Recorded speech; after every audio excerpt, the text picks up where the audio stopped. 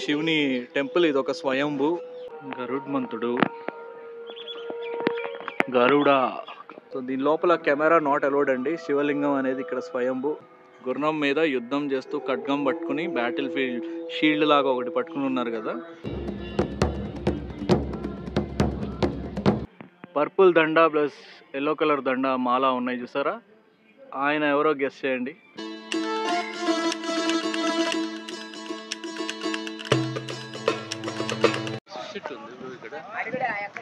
చాలా పీస్ఫుల్గా ఉంది టెంపుల్ అయితే.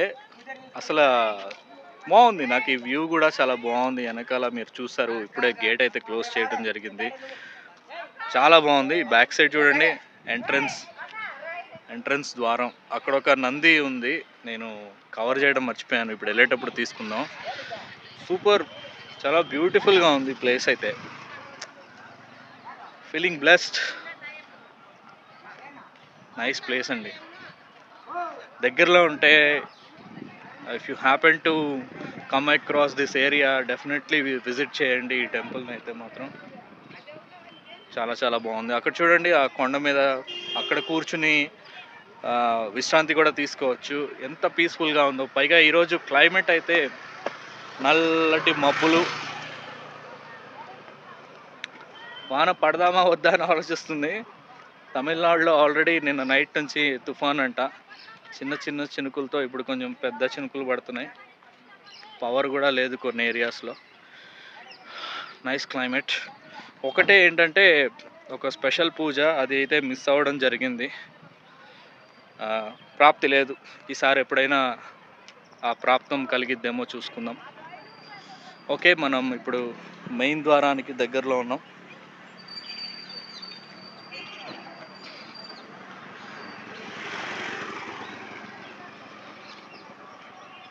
ఇంటికి దగ్గరలో ఉందండి ఈ temple.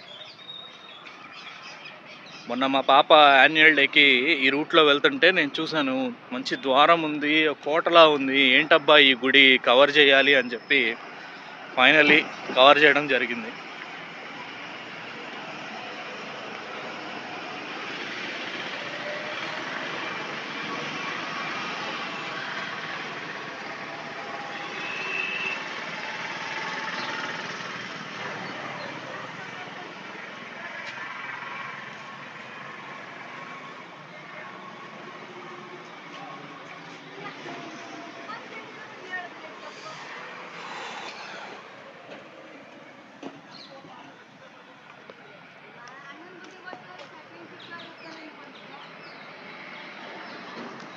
Thank you so much.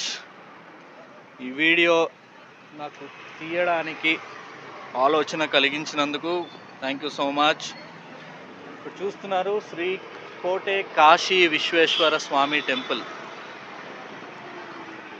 And also Shri భూ నీలా సమేత శ్రీ కోటే తిమ్మరయ్య స్వామి టెంపుల్.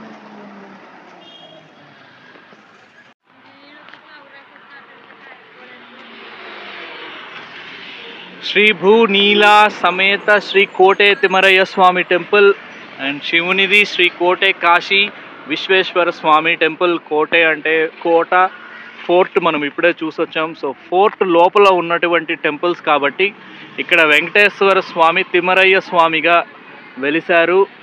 అండ్ శివుని స్వయంభు లింగం ఇక్కడ శ్రీ కోటే కాశీ విశ్వేశ్వర స్వామి టెంపుల్. ధర్మో రక్షతి రక్షిత. హలో అండి, అందరికీ నమస్కారం. వీడియో పూర్తిగా చూసి మీ అభిప్రాయాన్ని కమెంట్స్ రూపంలో తెలియజేయండి. ఈ టెంపుల్ నాకు చాలా ప్రత్యేకంగా అనిపించింది. దూరం నుంచి చూడంగానే ఒక పాజిటివ్ వైబ్ అండి. ఒక కోట రూపంలో ఉంది. చోళులు కట్టినటువంటి టెంపుల్ ఇది. మీరు చూస్తున్నారు ఎంట్రన్స్లో ఆ ద్వారం. సో నేను ఆటోలో వచ్చినప్పుడు ఆటో ఇక్కడ వరకు దించారు. వెహికల్స్ కూడా చూస్తున్నారు. లాట్ ఆఫ్ పార్కింగ్ ప్లేస్ అయితే ఉంది. ఎంత స్పేషియస్గా, ఎంత విశాలంగా ఉందంటే మెడిటేషన్ చేసుకోవటానికి మంచి టెంపుల్ లాగా అనిపించింది. ఇది మీకు కనిపిస్తుంది కదండి, ఇదే అండి ఎంట్రన్స్. సో బయట పాదరక్షణ వదిలి లోపలికి వెళ్ళి ఎలా ఉందో చూద్దాము. నాకైతే చాలా బాగా అనిపించింది. మంచి ఎక్స్పీరియన్స్ అనమాట. సో మీరు కూడా మిస్ అవ్వకుండా ఆ ఎక్స్పీరియన్స్ని, ఆ అనుభూతిని మీరు ఫీల్ అవుతారని ఆశిస్తున్నాను. స్కిప్ చేయకుండా వీడియోని అయితే పూర్తిగా చూడండి. ఇక ఆలస్యం చేయకుండా లోపలికి వెళ్దాం.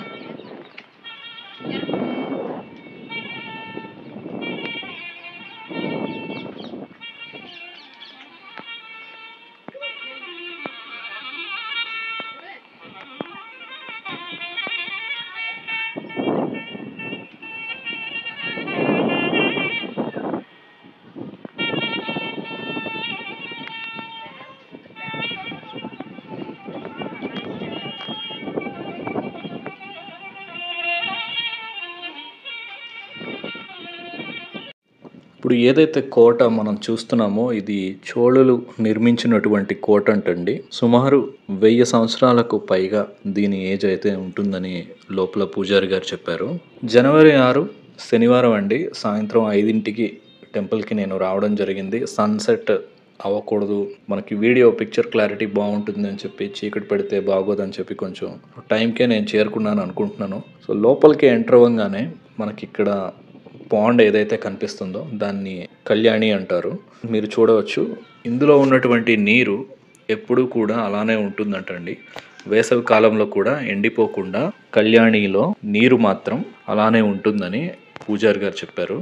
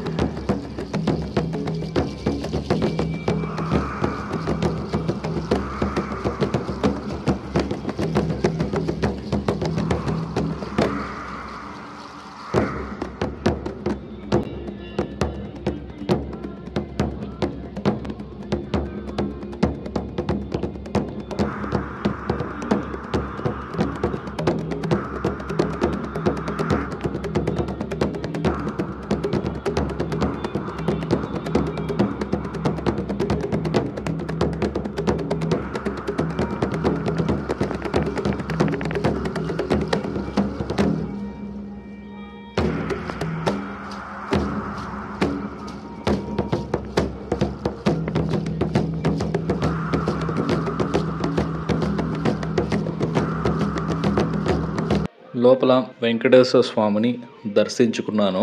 కానీ కెమెరా అలౌడా కాదా నాకు తెలియదండి. మనం ముందుగా పర్మిషన్ తీసుకుని ఏం చేసినా సరే వాళ్ళని అడిగి తీసుకోవచ్చా అని అడిగి వారు ఒప్పుకుంటే మాత్రమే మనం తీసుకోవడం మంచిదని నా ఉద్దేశం. సో నేను ఇక్కడ వరకు తీశాను.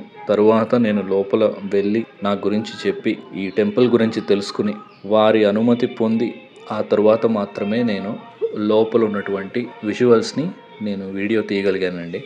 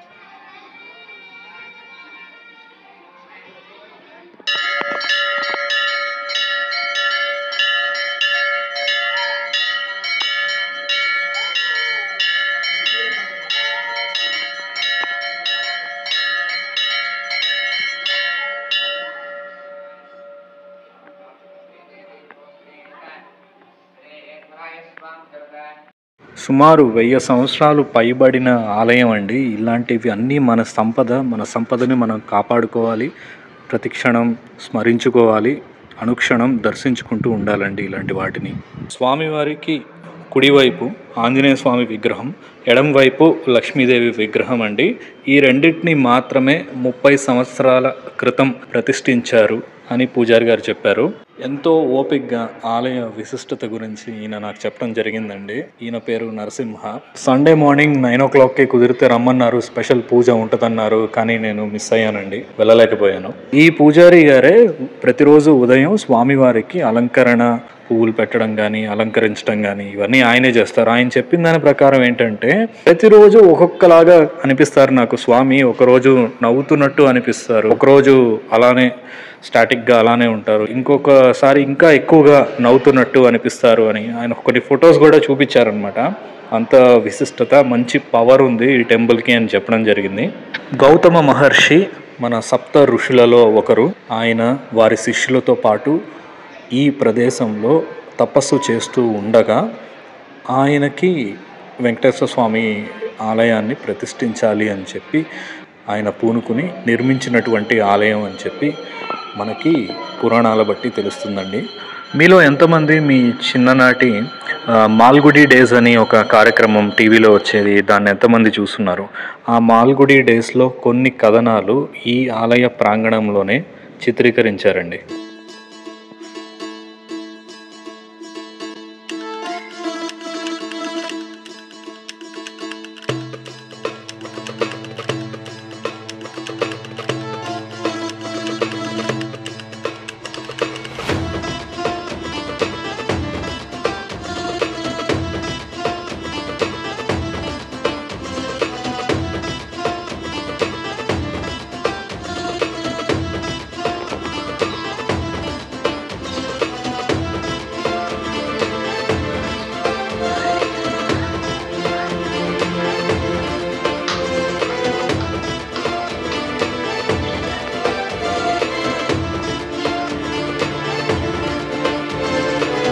అలా విష్ణుమూర్తి దర్శనం అయితే అయిపోయిందండి. పక్కన మీరు చూస్తున్నారు ఇంకొక ఆలయం ఉంది, అది శివాలయం అన్నమాట. అక్కడికి కూడా వెళ్ళి స్వయంభు శివలింగాన్ని దర్శించుకుందాం పదండి.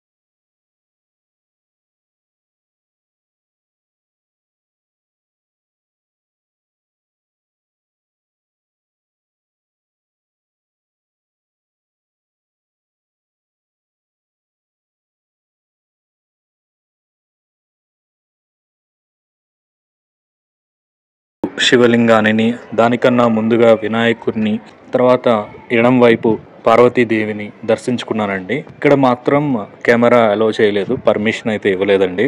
ఫోటో అయితే తీసుకోగలిగాను, మీతో షేర్ చేసుకుంటాను.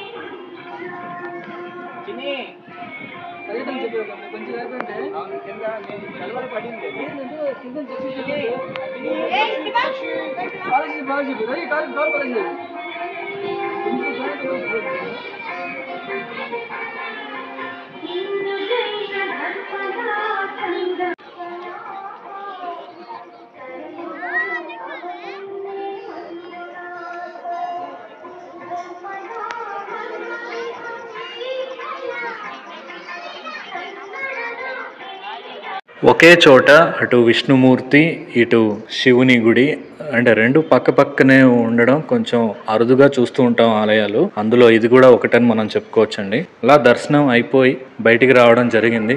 ప్రశాంతమైన ప్రదేశం. ఇలాంటి ప్రదేశంలో ఇలాంటి గుడి అసలు ఉంటుందని నేనైతే ఊహించలేదండి. చాలా అద్భుతంగా ఉంది.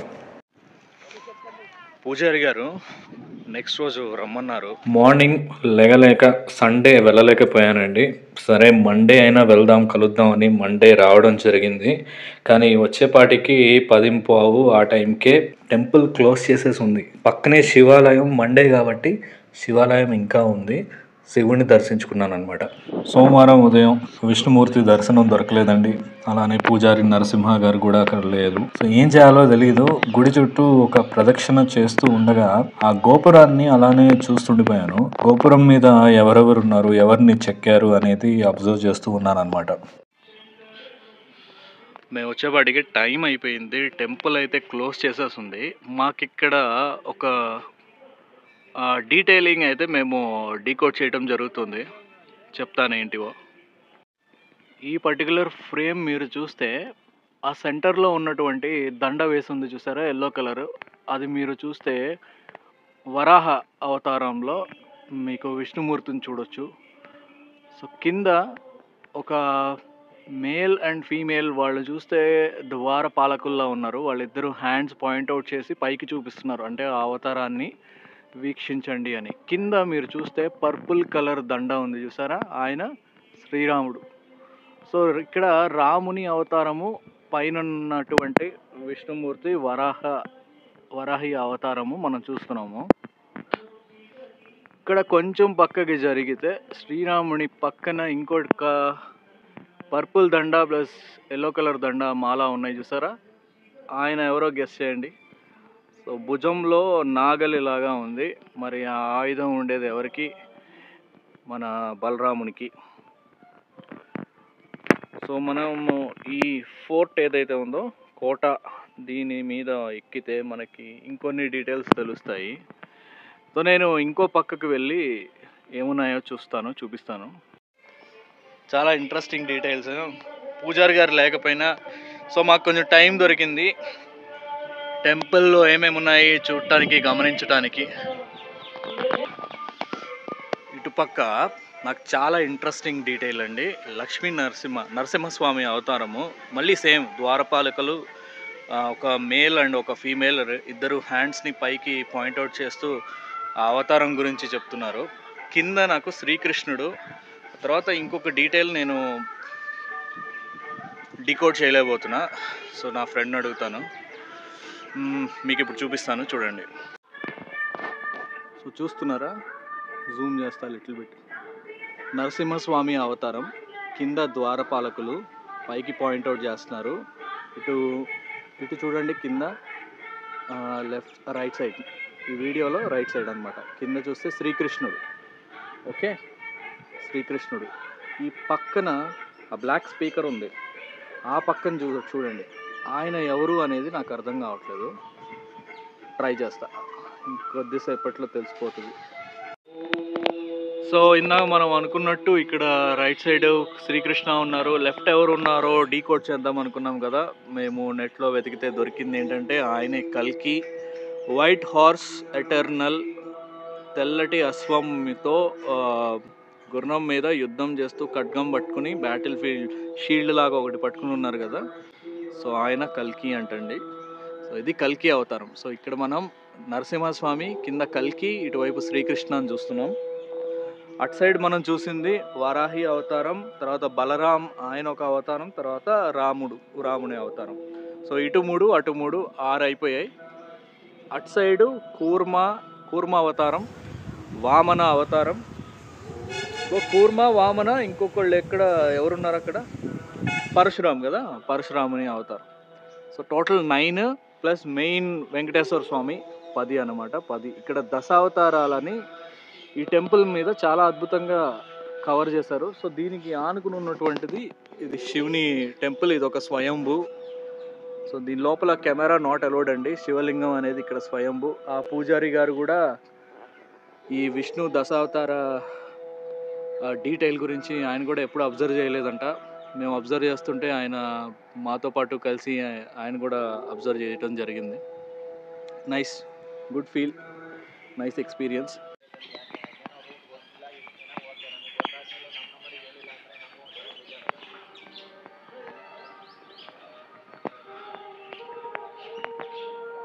గరుడ్మంతుడు, గరుడ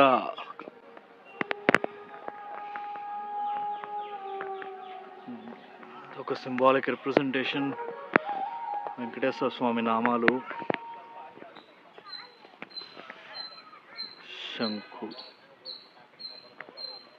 అదండి, మీకు ఈ వీడియో నచ్చిందని అనుకుంటున్నాను. ఈ టెంపుల్కి ఉన్నటువంటి అట్రాక్షన్స్ ఒకసారి మళ్ళీ తెలుసుకుంటే, ఇది ఒక ఫోర్ట్ టెంపుల్ చుట్టూరా కూడా మనకి ఫోర్ట్ వాల్ కనిపిస్తుంది. ఇందాక మనం చూసినటువంటి గరుడ్మంతుని విగ్రహం, అది కూడా ఒక విశిష్టత. తర్వాత కాశీ విశ్వనాథ స్వామి శ్రైన్, అంటే మన స్వయంభూ శివలింగం.